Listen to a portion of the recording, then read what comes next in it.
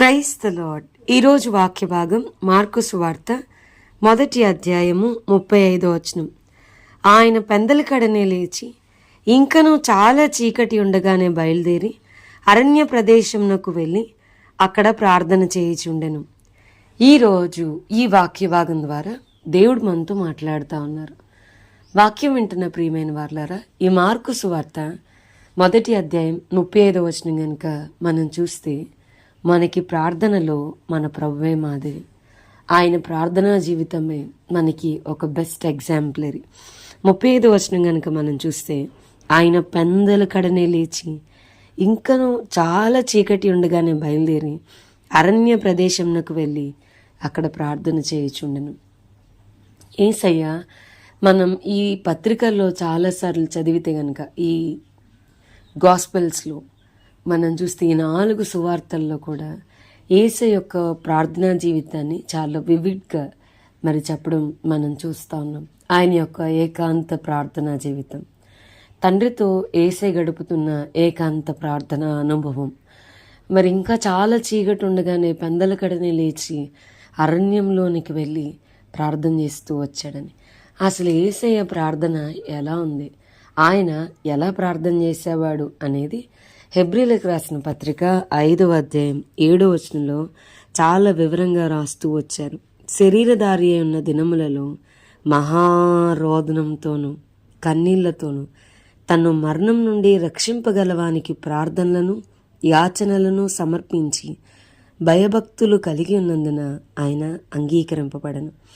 యేసయ్య ఒంటరిగా అరణ్యంలోకి వెళ్ళి తండ్రితో ఏకాంతంగా ప్రార్థనలో గడిపేవాడు. అయితే ఆయన ప్రార్థన ఎలా ఉండేది అంటే రోదన కాదు, మహారోదన, కన్నీళ్ళతో ఆయన ప్రార్థన చేసేవాడని వాక్యం చాలా స్పెసిఫిక్గా చెప్పకనే చెప్తుంది. ఎంతో కన్నీటితో ఎంతో రోదనతో ఆయన ప్రార్థన చేస్తూ వచ్చేవాడు.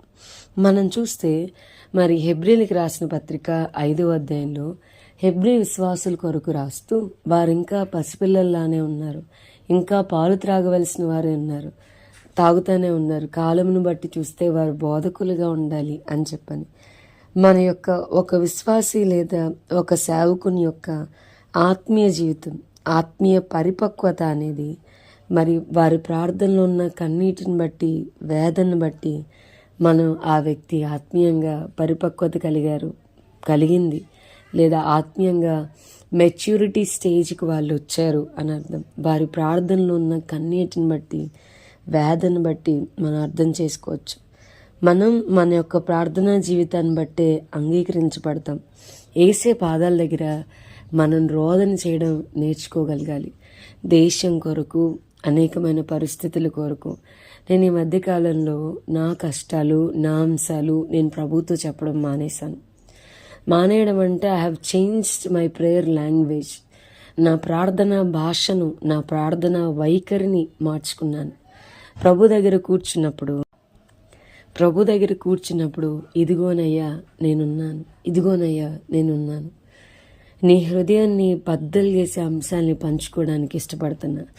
నీ హృదయాన్ని బద్దలు చేసే అంశాలు నా హృదయాన్ని కూడా బద్దలు చేయనియండి ప్రభు. మీకు ఎక్కువ ఆ దుఃఖాన్ని కలిగించే అంశాలు నాకు కూడా దుఃఖాన్ని కలిగించనివ్వండి.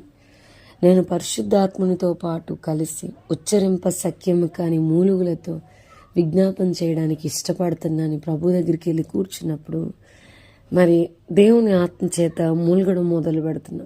నా ప్రార్థన మారుతుంది. దేశం కొరకు, వేరు భారం లేని సేవకుల కొరకు, వేరు పరిచర్యల కొరకు, ప్రాంతం కొరకు తెలియని మూలుగు లోపల నుండి వస్తుంది.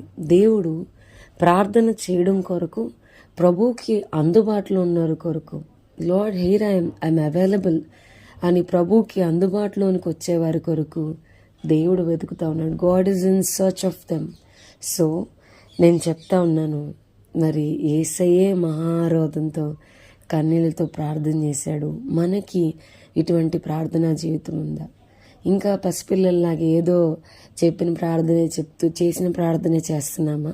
మన ప్రార్థన చేస్తున్నప్పుడు దేవుని యొక్క ప్రజెన్స్ని, దేవుని యొక్క బలమైన సన్నిధిని అనుభవించగలుగుతున్నామా?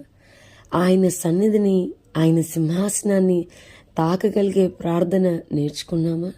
క్రైస్తవుడు పర్ఫెక్ట్ కాదు, ఒక మెచ్యూర్ క్రిస్టియన్ స్వార్థాన్ని విడిచిపెట్టేస్తాడు. నేను నా అనే ఈ పదాలు కనబడవు అందులో. ప్రభు హృదయ భారాన్ని పంచుకోవడానికి ఇష్టపడితే గనక వేరు అంశాల కొరకు నది వలె మరి మన కన్నీరు ప్రవహిస్తూ ఉంటుంది. బైబిల్లో మనం చాలామంది భక్తుల జీవితాలను గనక చూస్తే వారు ప్రజల కొరకు వారు పాపంలో ఒప్పుకున్న స్థితి, ప్రజల కొరకు వారు పశ్చాత్తాపడిన స్థితి, ప్రజల కొరకు వారు కన్నీరు కార్చిన స్థితి, అవసరమైతే జీవగ్రంథంలోని నా పేరు తుడిచేమని అడిగిన స్థితి. మనం కూడా మరి పసిపిల్లల్లాగా పాలు త్రాగే వారంగా కాకుండా మన ప్రార్థనా జీవితంలో ఒక మెచ్యూరిటీ లెవెల్కి మనం రావాలి.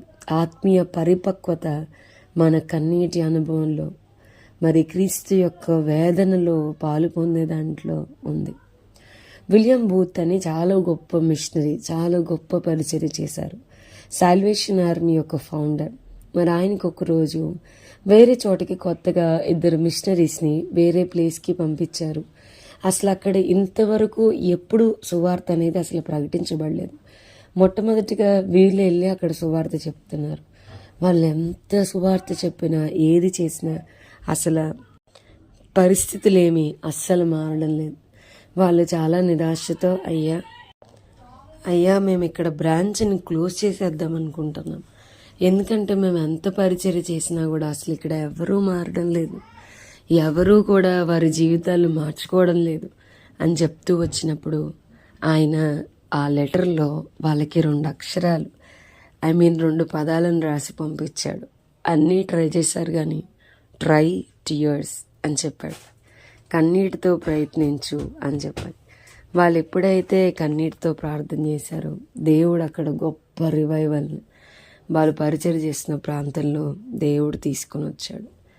సో మనం కూడా అంగలార్చడం ఎట్లనో అంగలార్పు విద్యను నేర్చుకుంటకు ప్రభు మనందరికీ సహాయం చేయను గాక. మన కన్నులతో మన హృదయంతో చూస్తే మనకెప్పుడూ భారం రాదు. మన కన్నులు మన హృదయం ఒక పర్ఫెక్ట్ ప్రేయర్ లైఫ్ని డిజైన్ చేయలేవు. ప్రభు కన్నులతో ప్రభు హృదయంతో మనం చూడగలిగితే మన గుండెలు బద్దలవుతాయి. ప్రార్థన చేసుకుందాం. ప్రభా, ఈరోజు వాక్య భాగం ద్వారా మీరు మాతో మాట్లాడినందుకు వందనాలు. వాక్యం విన్న మా ప్రియులైన వారిని అందరినీ దీవించి ఆశీర్వదించమని యేసునామం అడిగి వేడుకొంచున్నాం తండ్రి. Amen. God bless you and have a blessed day.